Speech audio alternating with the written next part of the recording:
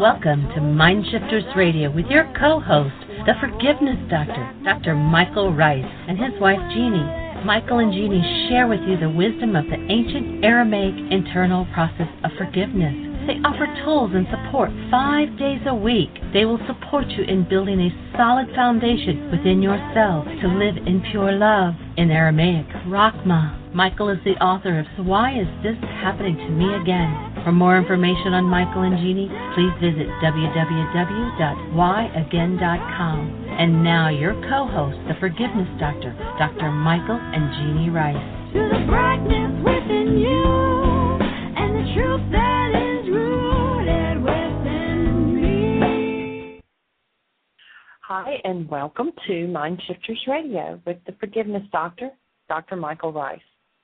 Our call-in number is 646-200-4169. Press 1. That puts you in queue to talk to us. We'd love to hear your comments and questions. We had an awesome day with Ari on Monday. We're planning on doing that again. We haven't got that set up yet unless Michael's heard from him.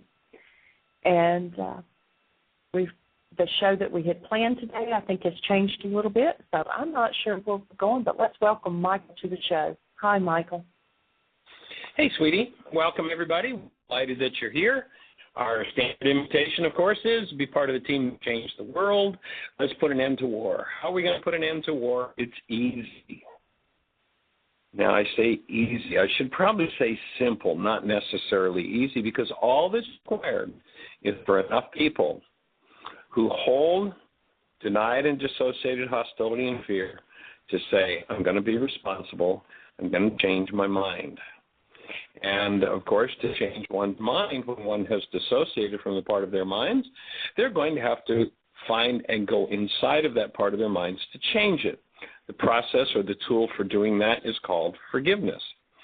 And so what we're looking to do is to open the space for every mind, heart, and being on the planet to come to the point where forgiveness becomes a natural thing for them to do. That is, if I'm in some form of hostility or fear, I recognize that I have something inside of me that needs deletion. Forgiveness is a tool for deleting, removing content from your mind, your body, your emotions.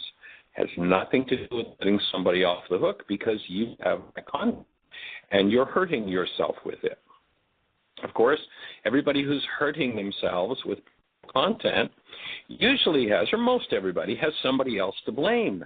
Because they've dissociated from the painful content, whenever somebody shows up that resonates that content in them, they want to just puke all over the person who resonates it as though their pain is caused by something on the outside.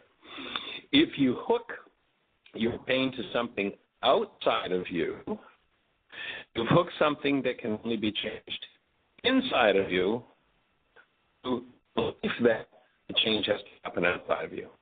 You now can't repair. Michael, you're breaking up. About every other word is being lost.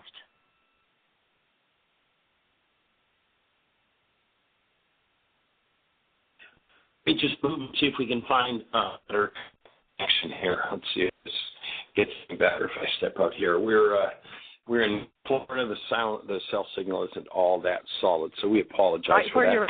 You're clear right there. Okay, good. I'm right behind your head, sweetie. So we're in North Florida, and the signal is not as clear as it could be, so we're facing some of those challenges of being on the road and doing the show. And we're committed to doing the show, so we do it whatever the conditions are. We certainly have a lot of appreciation for Dr. Tim, who kind of took over the operation of the control panel and or was ready to do that and was able to carry the show when we weren't able to communicate through some technological difficulties when we were in the Bahamas. So, but anyway, we're here. And so to carry on our conversation or the beginning of what we said, so when one has pain they've dissociated from, they tend to hook that pain to their brain's image of whoever they're looking at, and they're sure that somebody outside of them is the cause of their pain. And I offer to you that that is the root cause of war. Only reason to go to war is somebody outside of me is the problem, and if I could just kill them, then my pain would go away. Well, anybody that's used that solution, whether the solution is actual physical murder or whether it's getting rid of somebody, whether it's, separating from someone, changing partners, we'll often talk about the geographic cure. People go to the other side of the country hoping things will be different, and of course the person who picked them up at the airport finishes the sentence of the person that dropped them off started. Why? Because the person who's experiencing pain has something inside of themselves that's continuously communicating to all the world what it is that they most don't want to have happen. So the person who goes into denial and dissociation wears on their sleeve exactly what they hope the world will never do to them. And everybody knows it's there, but the person who carries it on their sleeves, they're in denial. When they go into pain, when they go into turmoil, they talk about, I hurt and you caused my hurt. They go into a conversation about someone else. And that, I would offer, is the root cause of war. So here's what we're looking to do.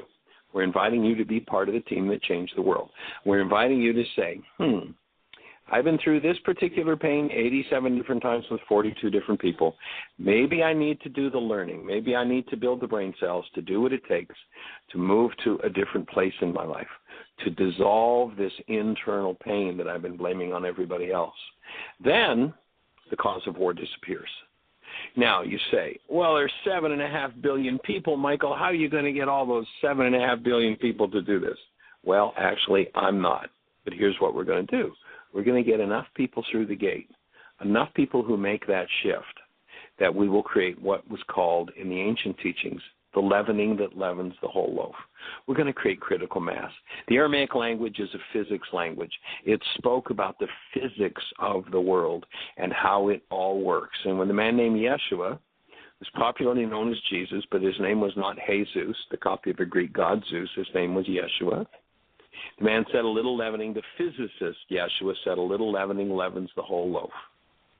He wasn't talking about bread. He was talking about we humans.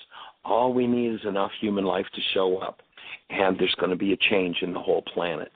So will you be part of the team that changed the world? Will you be one of those who says, I'm going to take that level of responsibility, and I'm going to change the game? There's a little story that's in the back of my book. I think I know it by heart. Let me try it and see. That kind of sums that whole thing up, and it goes like this.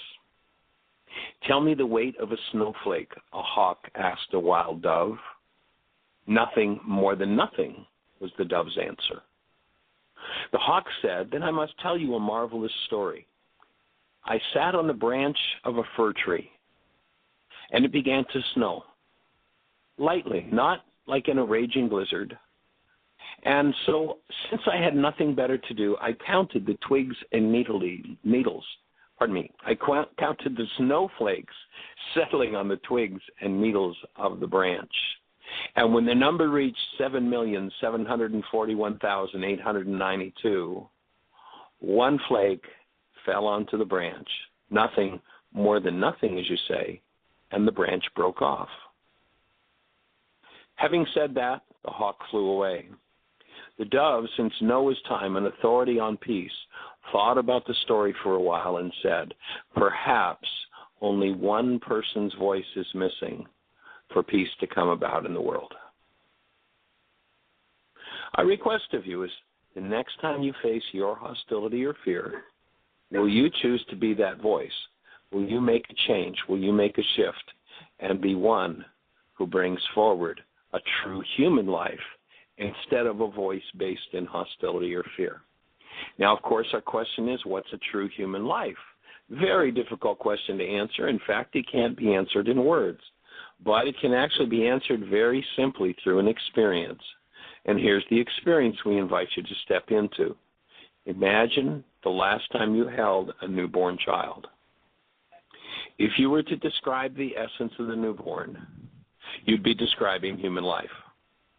And those who do not live as humans, those who do not live as the active presence of love, are the cause of war. Let's change it. Let's go back to our original nature. Let's go back to what we were originally designed to be.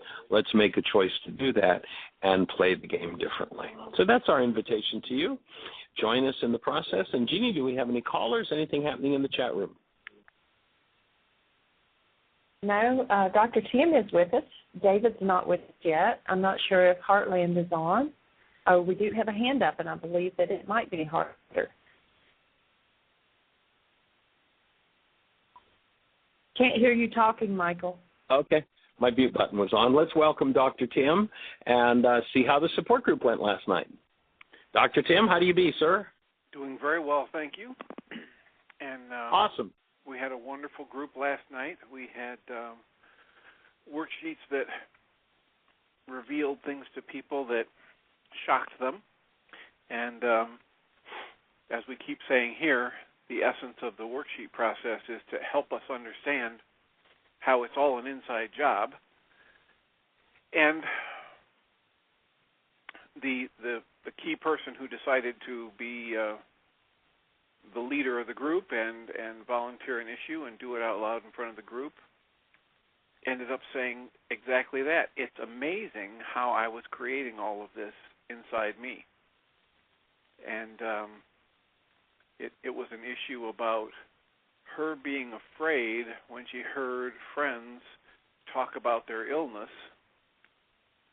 and these are friends that she cares about, and she doesn't want them to be sick, and she doesn't want them to die. And her thought was, as she listens to them talk about their illnesses, that they're going to live a life full of pain, a shortened life full of pain, and then die.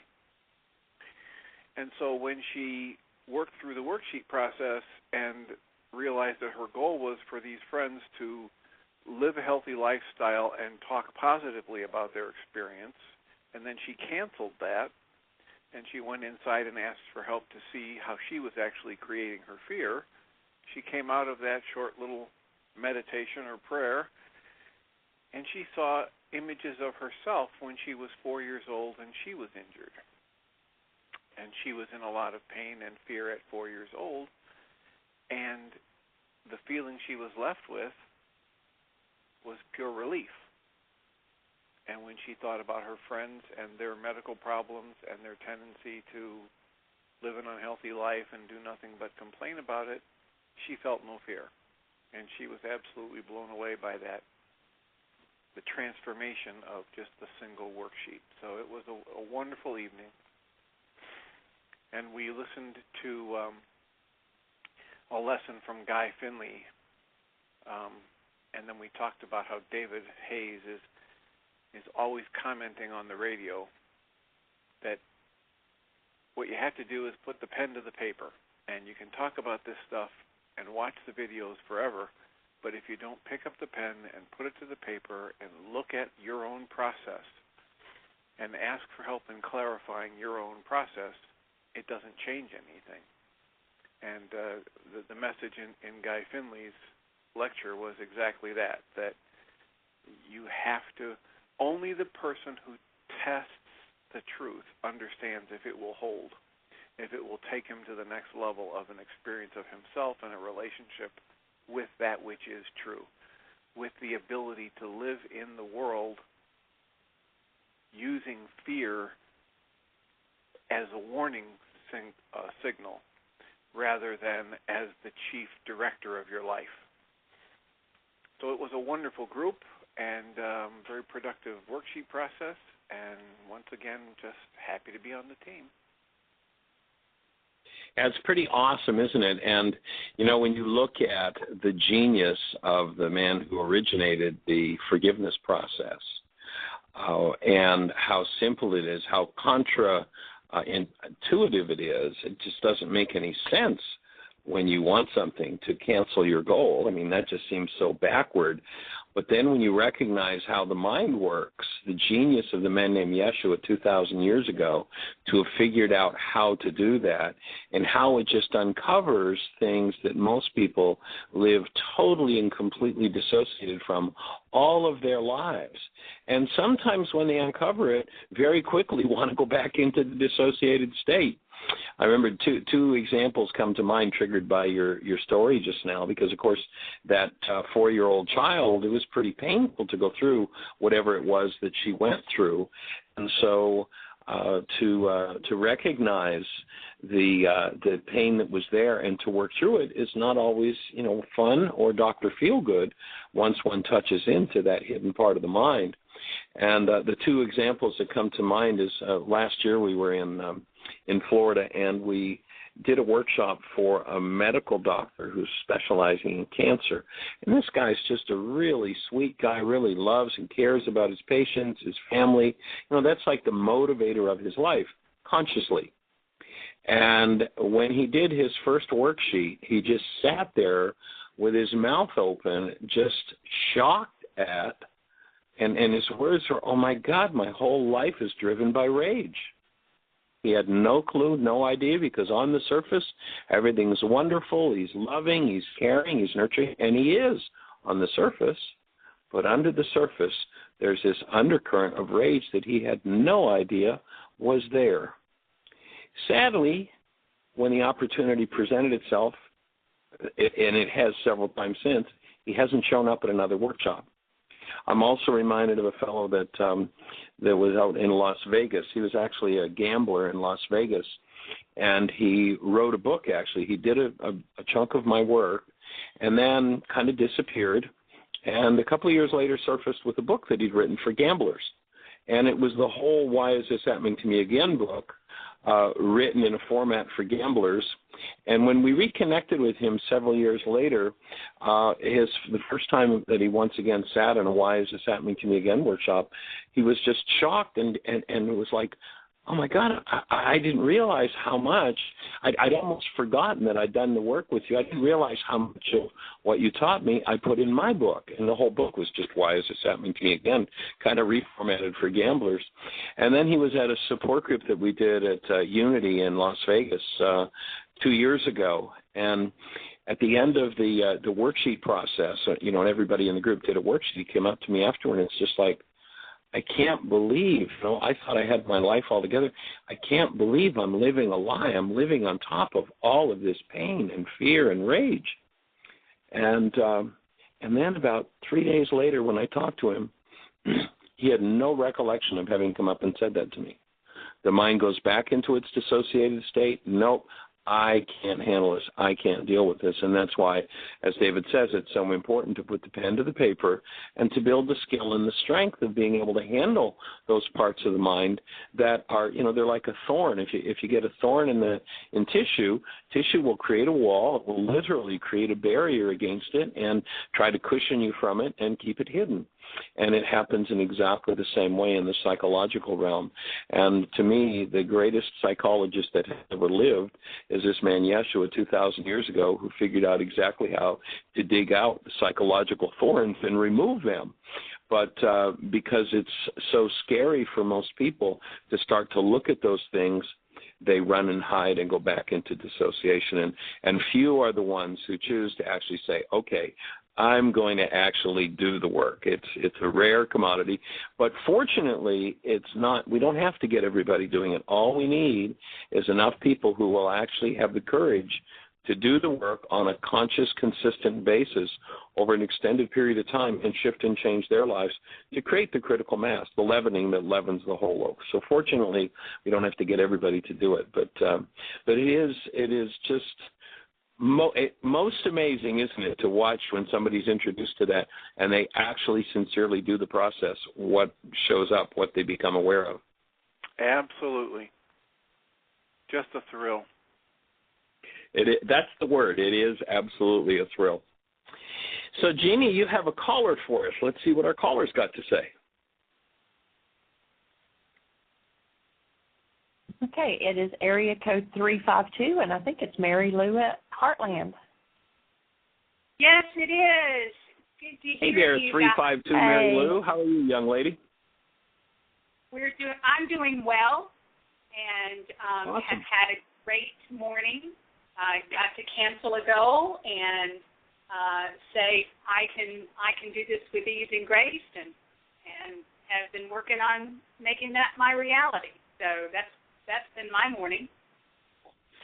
Fabulous. Well, living in ease and grace is certainly a nice place to be if you've played some different games, isn't it? Certainly is, and I know quite a few of them. You mean the games or people who play that game? Oh, I know many of those games. Is that from personal experience? No. Yes. And just from watching other people do it, right? No. I have it in my own personal code to play those games, and my friend David over here has been very helpful in my regulatory speech of narrating back to me what I'm really saying, what I'm really thinking, and okay, so that's my morning, and.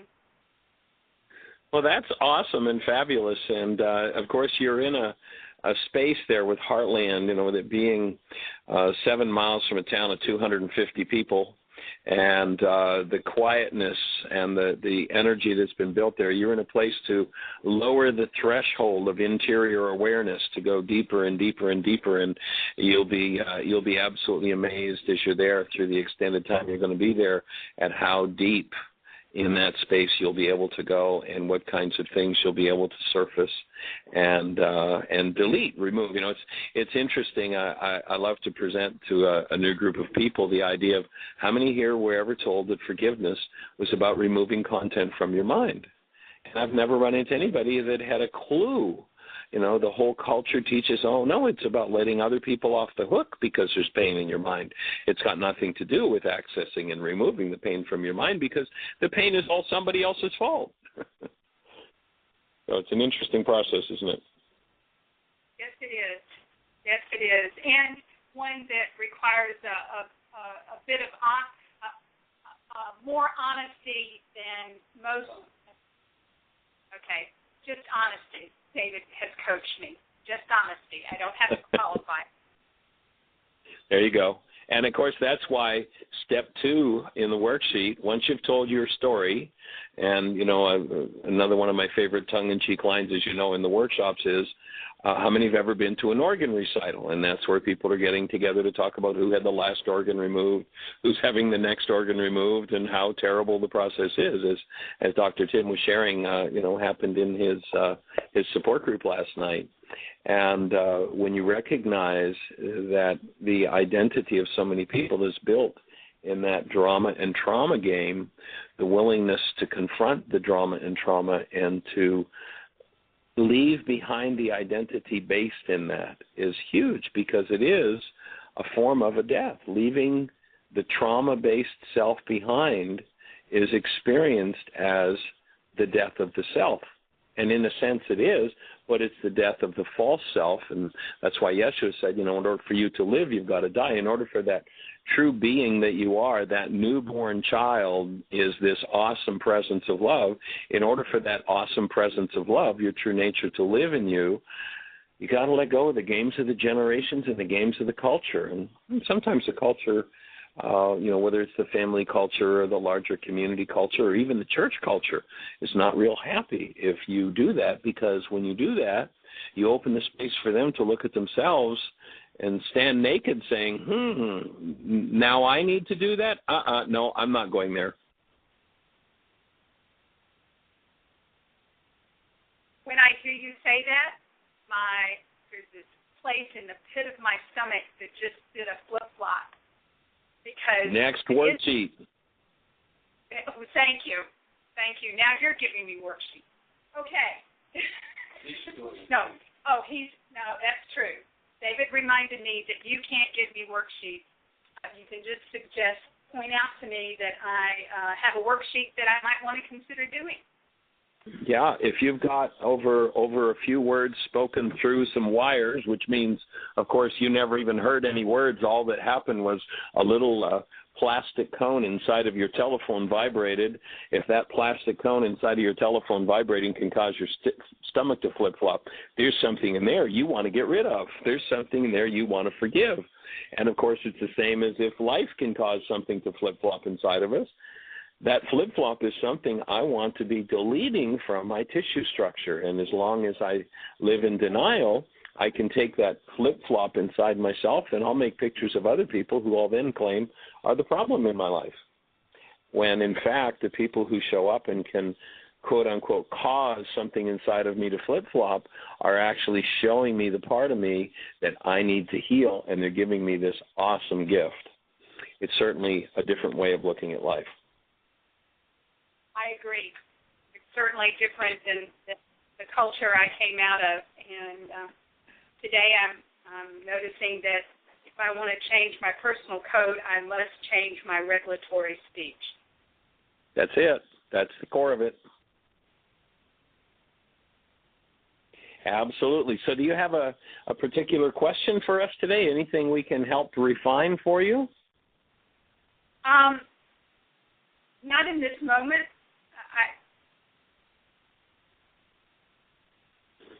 Okay. Well, is there anybody else? Excuse me. Go ahead. We got a bit of a time delay. I'm breathing. I was holding my breath in this process.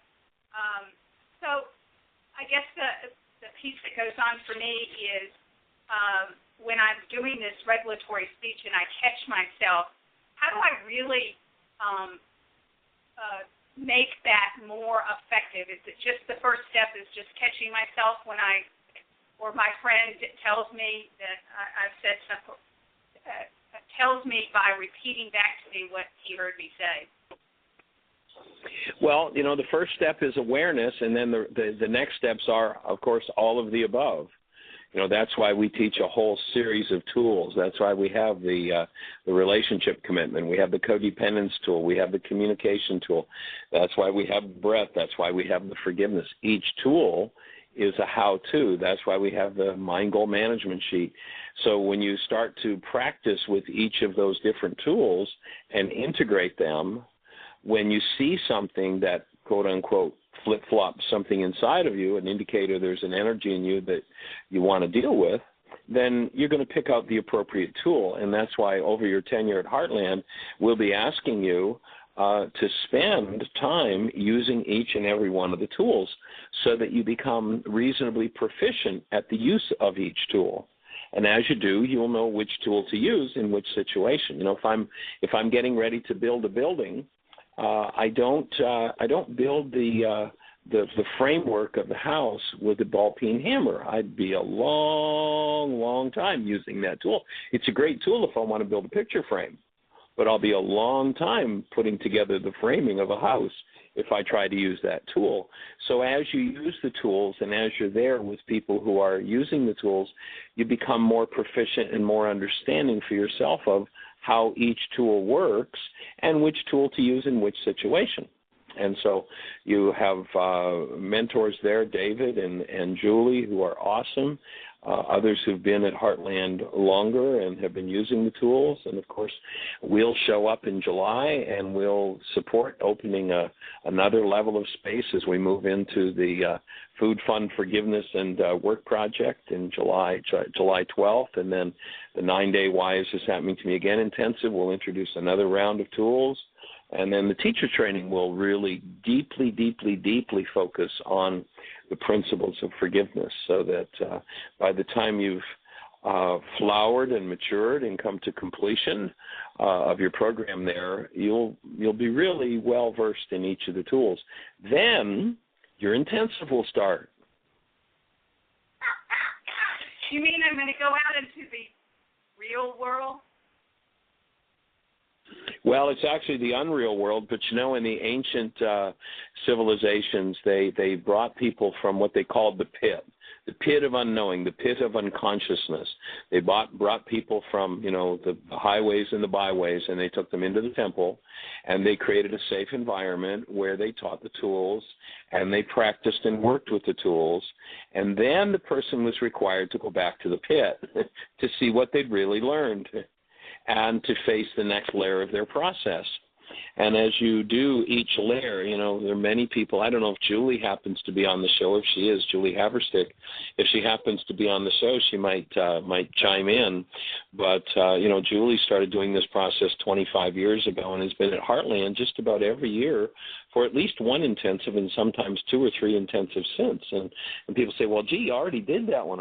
Shouldn't you be finished? It's like, well, when you recognize that what you're really facing and dealing with is 1,000 generations of dynamics. In the ancient Aramaic, genetic language when they said the sins of the fathers are passed to 3 and 4 generations. They were not telling us that God was going to punish us for what our parents did.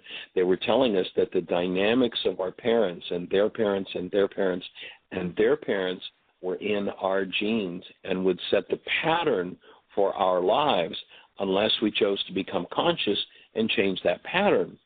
Now, when you look back 4 generations, that means that every thought, every feeling, every reality of 31 lives is in your structure, all trying to drive your life, cause you to feel, and cause you to behave the way that if one is unconscious, one behaves and feels. What we're inviting people to do, and in the ancient teachings that was called living in Egypt, we're inviting people to come out of Egypt. We're inviting people to come out of the old unconscious dynamics of hostility, fear, grief, rage, pain, and they did it to me, into a new awareness. And the new awareness is one where they say, I have inside of me a desert. I have this grief, this rage, this pain, this trauma that's been developing over 1,000 generations of my bloodline, and I choose to rise above it. I choose to do the work that it takes to go inside and clean it up. And that means that it's a lifetime of work. It's not we'll have people who show up at workshop with the attitude kind of, I have $5 in 5 minutes, tell me everything you know. Or they've done one, why is this happening to me again, workshop, and they say, well, I've already had that course. And it's like, that person's had the course. You're right. It's a lifetime of work when you say, I'm going to take on my genetics. I'm going to take on everything inside of me that produces every thought, every feeling, every reality. And if it doesn't support my human life, which is this awesome active presence of love, then I'm going to do what it takes to remove it. I'm going to do what it takes to forgive it. It's like such an opposite way of living as to what the culture's taught us. They've taught us just, get along to go along and go along to get along. And, if you have to rage at somebody, if you have to thieve from somebody, if you have to kill, well, so what? Just go ahead and do it. And if your genetics hold those dynamics, those realities, when the stress is up and the chips are down, the dumbest action in your bloodline is what tends to control you. If you haven't noticed, haven't we all chosen against a particular form of behavior that when we were under stress, we said, man, I hated that I did that, and I'm never going to do that again. And we didn't ever do it again, right, until the next time the stress was up and the chips were down. And once again, the dumbest thought structure of my whole genetics came up and took over. And, if you think about, if you allow that to happen and look back at the pain and the grief of the relationships that have been destroyed, the businesses that have been destroyed, the things that have been accumulated just being wiped away in a moment of insanity coming from our genetics. And so to rise above that is a major, major piece of work, especially when you look at what's gone on planet Earth in the last several centuries. So, Michael, is it the reason the dumbest action shows up is that's the one that feels like if I don't do this, I won't be safe? Exactly. The dumbest becomes the one with the most emotional impact. So if 10 generations ago, great-great-great-great-great-great-great-grandpa was in a situation of, let's say the 4-year-old that Tim talked about, when the show started, the 4-year-old, the woman who came and did the support group last night in Chicago, and she did a worksheet and got in touch with being hurt as a 4-year-old, and here she is now. He didn't say what age she is, but 30 or 40 years later, here she is, all disturbed over her friends having diseases and talking about them. When she does her worksheet, she realizes that she's living out of and experiencing the trauma of the 4-year-old who was hurt and was in fear for her life and her safety and her health and her well-being. So if 10 generations ago there was, let's say, a great-great-grandfather was the 6-year-old child who had some terrible life-threatening illness and was told day after day after day that he was going to die, and his pain and his rage and his grief, and somehow he overcomes that and raises children if that dynamic from that ancestor is never resolved, then 10 generations later, when an event happens, like this event where these friends are talking about their diseases, part of what resonates, this whole energy system is governed by resonance.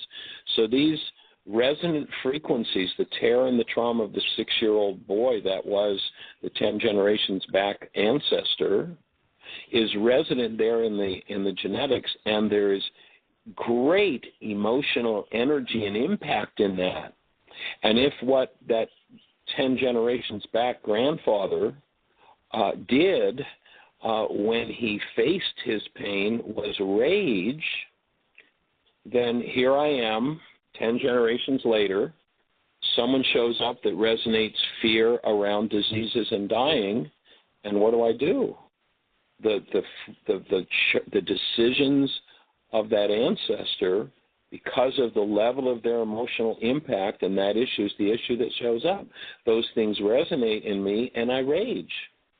And I rage because the way great-great-great-great-great-great-grandpa anesthetized himself against his pain of his fear of death and the life-threatening diseases he had was to rage. It produced an internal drug that anesthetized him against that. And so here I stand generations later, and what do? If I'm facing a life-threatening illness, I rage, because that's what my ancestors found anesthetizes them and assisted them to deal with it.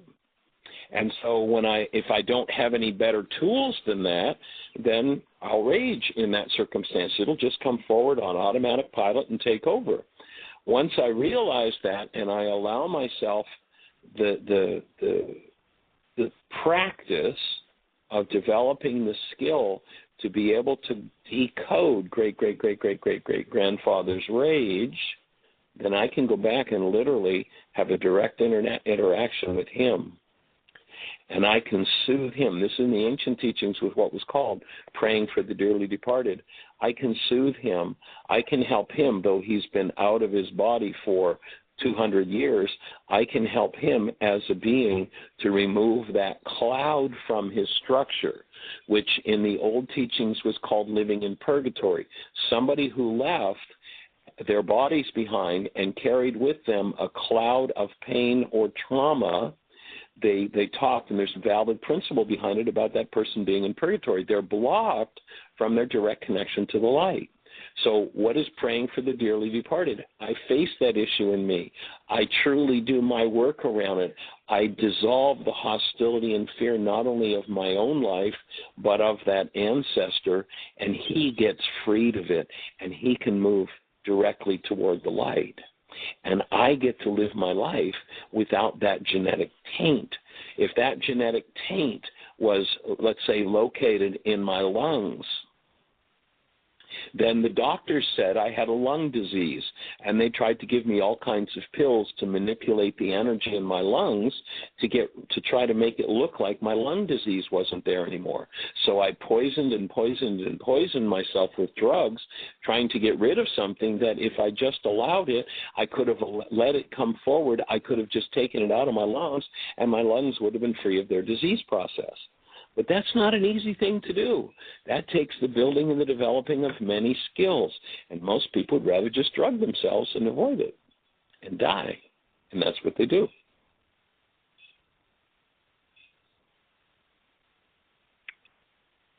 Are you breathing? I agree.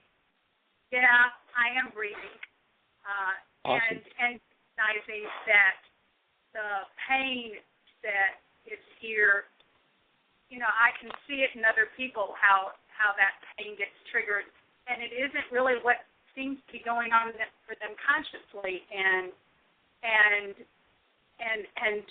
just be amazed at the rage that they're showing up with, and trying to figure out how to engage with them. And it's like, yeah, you got to take responsibility for your own pain. You got to, because I can't fix it. I can't do a dance that's going to make your great-great-grandfather's pain go away. You can't. You have to do that work. So, exactly. Every person has to do their own. that's actually very helpful in some relationship dynamics. So yeah. Right. Thank and you. the thing you can do, if in a relationship dynamic your partner's in pain, chances are you've got the matching bag of garbage, and that's one of the things that's drawn you together. And so you can recognize that your partner with the matching bag of garbage resonates what you haven't dealt with, and you get to work through that which is resonated by your partner, and you get to be the space. You get to hold the space, and that can enhance your partner's ability to move through those things, and you can't make your partner willing to move through those things. And certainly relationships where people consciously, purposely, willingly choose to move through those dynamics rather than play them out. You know, when I say that when the stress is up and the chips are down, you're controlled by the dumbest person in your bloodline. You know, not that there was anything wrong with the great-great-great-great-great-grandfather in our example, but it wasn't very smart of him when he was in pain and fear for his life to rage, because he created more destructive chemistry, which increased his disease process. If someone had been able to be there and hold the space for him as he's in terror and trauma about life and death, and someone had been able to function as the active presence of love and soothe him and support him and teach him forgiveness, whatever his disease process was, he'd have been empowered to remove that energy that never belonged in his structure, and he'd have healed. So when I say the dumbest, I really mean the most unconscious in the bloodline tends to carry the highest levels of impacted emotional energy, and when those things are resonated, they're the things that tend to run us. And they're the things that will end up, you know, when they said to Yeshua with the forgiveness process, you know, they said, Yeshua, how many of these damn worksheets do we have to do? Is 7 enough? And his answer was no. His answer was, in Aramaic, the Greeks translated as 77 times 7, but in Aramaic what he said was 77 times 70, which literally means you'll do an infinite amount of work around any issue that you have until you're complete with it. And whatever you cannot be the active space of love in the presence of, whatever you can't hold to your human life in the presence of, is your work. And so when they ask Yeshua, what's the first law, we could translate that today. His answer was, you must have Rahma for God, for neighbor, in order to maintain self. We could translate that today into saying, you must first, when you face something that's less than love in your environment or inside yourself, you must first claim your human life. You must first maintain the active presence of this and protect the active presence of this awesome human life that you have. And whatever threatens that is whatever's in you that's less than love. And most of it comes to us from the genetics and from the culture, and we just bought into it unconsciously and unknowingly. And as you do the work, you'll have moments where that just shines like a bright light in your mind. You'll go, yes, I got it. And 5 minutes later, when the stress is up and the chips are down, that's all BS. Forget it. Who cares about that stuff? That's crazy. I've got rage again, or I've got grief again, or I've got pain again. What do you mean, maintain a human life? When did you say that? I didn't hear you say that. It was just 5 minutes ago. And, you know, that the fellow that I was sharing about from Las Vegas who wrote that book, he literally did a worksheet, went through the worksheet process in the support group, and came up to me afterward. He's like, geez, I thought I had my life all together, and here I am living on top of this grief and pain and rage. And he said, I had no idea. And literally 3 days later, he had no recollection that he had come to me and said that. He was right back into his settled, comfortable, non-being rageful self. And when I spoke to him about, well, remember when you came to me and you said, you know, you saw this rage that was underlying your life and this grief and this pain? So what are you talking about? I didn't say that. No. When the stress is up and the chips are down, those more delicate, insightful moments tend to disappear. And that's why it requires the continuous, ongoing doing of your work and the commitment to do it. And that's why I say when you finish your time there at Heartland, that's when the intensive will start. And, of course, we'll be here every day, an hour a day, to support you on the radio show. Thank you. Thank you. Thank you. You are most welcome. I'm wondering if there's somebody else in the room that might like to chirp in about what's been up for them and how life is going, or maybe have a question. Well, I'm wondering about Joanne's niece and how she's doing. Is there any report, Joanne, on how your niece is doing? Excuse me. Yes. First of all, hello, everybody. And, hi, Joanne. Welcome. I have more of the unfolding, ongoing process, and the most recent was, in a way, similar to something I shared with you last week. Yesterday, I guess it was, in the morning, and this is an interesting subject, but it's about eliminating or letting go of, the old part, that part that doesn't serve you. So I was in the bathroom yesterday, and I had this sense of, like I did last week, of constipation, which is something that used to happen to me many, many years ago, hadn't happened recently. And there was a time that I would have just maybe taken something, an herbal tea or something to alleviate the process. But right. What I've done recently is, well, not just recently, I've been doing it, but I seem to forget, and then I do it over again. And that is to ask, what am I holding on to that no longer serves me, that I can release and let go? So I asked that, and then I went in the room, and I made a list of things that no longer serve me that I know about, and know that I had not consciously released, or unconsciously for that matter, all of them. So I had a whole long list of things. For example, I've had things like EEO complaint or desk audit, or it could be something to do with gender or national origin, since I've traveled a lot. So I had this long list of all these things that potentially I have looked at, and in some cases, not potentially, I've looked at from that perspective that doesn't serve me in terms of my divine nature or my true nature or the essence of love. So I made this long list, and then I asked Holy Spirit for assistance in removing this, and then I did 20 minutes of breath work. And when I finished the 20 minutes of breath work, without even moving from the spot, I knew that things were moving. And right. So I went back, and I had a wonderful response as I did last week.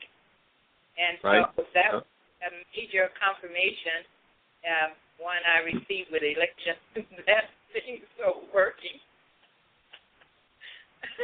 So anyway. Awesome. Yeah. So anyway, I'm glad to share that. And I think that this is an area where, at least for me, we don't really talk about that much with others unless, you went to the doctor or something of that nature. So it's helpful to be able to share these things and, again, not only broaden your perspective, but open up energetically channels for, the greater yet to be to unfold. Absolutely, and elimination and the way the eliminative organs function is a really urgent part of the process, and when we're not willing to let go. Another good list that you can make is a list of the things you're going to stop doing that don't support your life purpose. A lot of people end up wasting so much time on things that have nothing to do with who they are and what their lives are about, but the culture says you have to do these things. And, you look at how many people have real inner and outer work to do, and they just blow their time away with things that are meaningless. And so a list of, okay, these are the things I'm going to stop doing, can also be really useful in your life, the time wasters that the culture puts in place. Right. Well, thank you. I will do that list. I've done similar ones, and I have an intention to do it with more consciousness. And thank you for the suggestion. Cool. How's your niece doing? better. She's still in the hospital, and I have no idea how long this process is. So she's still there, and I just checked in with family there yesterday, in fact. So the graduation went really well for her son, and so things are fine. I'll keep you posted on that. Okay, but she's moving forward. Things are moving in the right direction for her health? Yes, things are. I don't know how many more surgeries are required or not, but she's still in traction. And like I said, still in the hospital. But one of the things that happened is that she's been moved from the location where she was, where the care was not as nurturing and nourishing, that would make it more conducive to her, recovery. So I understand that the place where she is now is much more, what would you say, conducive. Better support? Yes. Better. Yes. Awesome. Well, if you talk to her, let her know that we're all holding the space. Everybody on the show, that means people from the Middle East, people from Asia, people from all over America, Canada, are all holding the space for her. Well, thank you. And not only for her, but for her children. The youngest one is 12. And so the 3 kids are there. So that would be great to include that, not because, of course, that affects her well-being as well, her concern about her kids and her absence, her physical absence. For sure. Yeah. Thank you. Oh, we hold the space. All right, blessings. Take care. Anybody else from Heartland got anything to share there? By the way, for those who are listening to the show may not know who we're talking to, the caller on the line is Heartland. That's our teaching center in the Ozarks in southern Missouri, and they're people who have shown up for an extended program in Heartland. They're going to be there in some cases for weeks, in some cases for months, and we're delighted that you're there supporting Heartland in becoming a better space from which to springboard the teaching of forgiveness to every mind, heart, and being on the planet. We appreciate your input in that regard, and we're delighted to support you in learning the tools on a deeper level and experiencing them with everybody that's there. Sounds like the group is really being cohesive and moving forward. So anyone else there have anything to share? Questions, thoughts? This is Lenore. Hi, Lenore. How do you be, young lady? Hi. Be wonderful. I just got a look.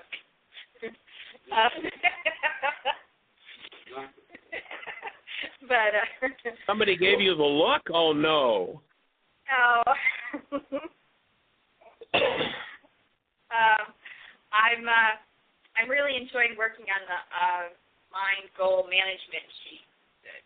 Of finding them very. An awesome tool, isn't it? Yes, it is. Really is. And canceling them out at night is very good. Helps you sleep better. Definitely. I sleep better. Yeah, I've had people who, once they were introduced to that tool, recounted that after using it the first time, they had the first decent night's sleep that they could remember in their lives. Because what most people do is they go to bed loaded with stress, loaded with goals, and going to sleep loaded with goals, because a goal causes the mind to go to work. The mind starts to run, and it runs and runs and runs, and it's just doing its job. When you take away its job by canceling all the goals that you have before you go to sleep, the mind can shut up. When mind shuts up, the whole body gets deeper rest, because the whole structure is able to go into a different state. And then the ready, rock and roll, got to get things done state, it goes into a rest, rebuild state. Yeah. Very good. Okay. Well, do you have a question for us, or? No question. Everything falling in place for you. Awesome. Well, anybody else there with a question? And we'll check with Jeannie. If not, we'll check with Jeannie on other callers. Nope. Okay, well, blessings. Well, we'll carry on. Jeannie, do you have any other callers or anything happening in the chat room? We do have a caller. It's area code 561. You're on the air. Hi, it's Margaret in Boca Raton, Florida. Well, hey there, young lady. How are you?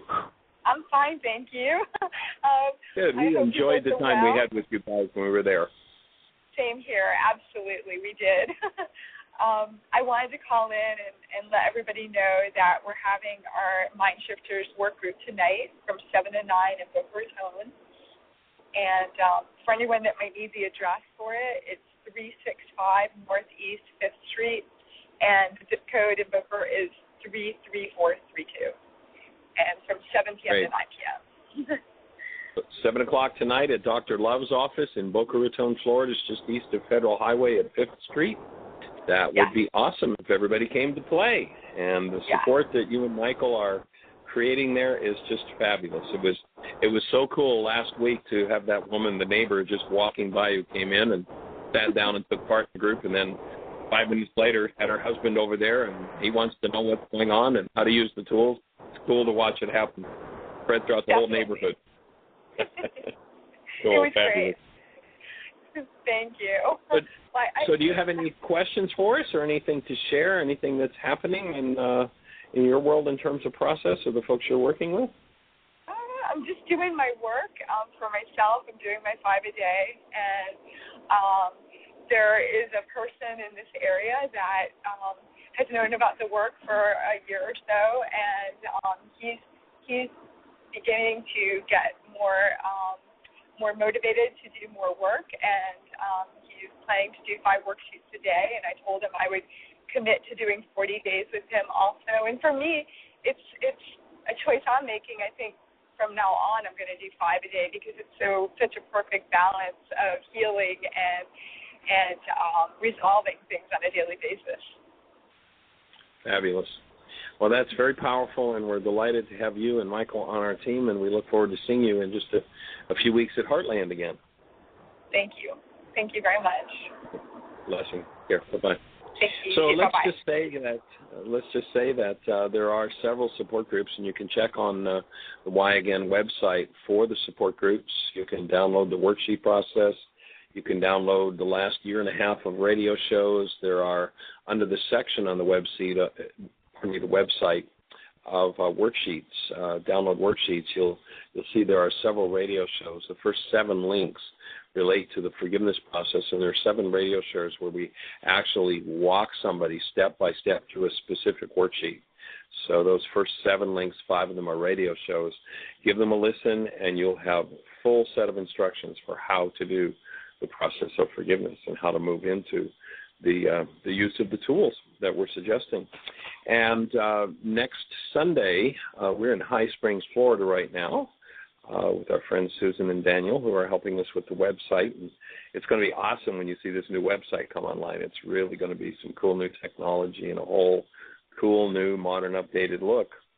And so we're going to be heading out of here on Friday, and we'll be in Wilmington, North Carolina, Sunday morning at the Unity Center there, Sunday morning doing their Sunday service, and then in the afternoon, Why Is This Happening to Me Again, Monday and Tuesday night. I don't remember what the workshops are, but we've got workshops there. They'll be free, open workshops. And then, we're down to just a few seconds left here, so glad I started to tell you what we're doing. When we finish in Wilmington, we'll be heading to Greensboro, North Carolina. Next Wednesday, Thursday, Friday, we'll be at the Unity Center in Greensboro. And then on Saturday, and I'm not sure, we're working on a location, Saturday we'll be doing Mind Shifters and Still Point Breathing Workshop in Greensboro. Then we're on to a family reunion in North Carolina, and then a week in Birmingham, Alabama. So look at the schedule. Once we're finished in Birmingham, we'll be off to Heartland for Food, Fun, Forgiveness, and Work Project. If anybody wants to do that, it's an economy program at Heartland, and then we'll step into a 9-day Why Is This Happening to Me Again, which will turn into then a 9-day teacher training. So anybody wants to join us in taking the work further, come and do it. Bring a stranger to the show tomorrow, not necessarily somebody stranger than you are, but somebody who hasn't been with us today, and create the best year yet of your eternal life. Blessings. Bye-bye.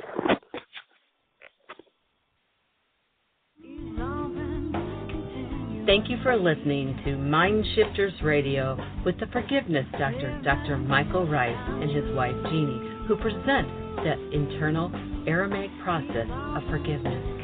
Michael and Jeannie are here every Monday through Friday on Earth Angels Radio. For more on Michael and Jeannie, please visit www.whyagain.com. That's www.whyagain.com.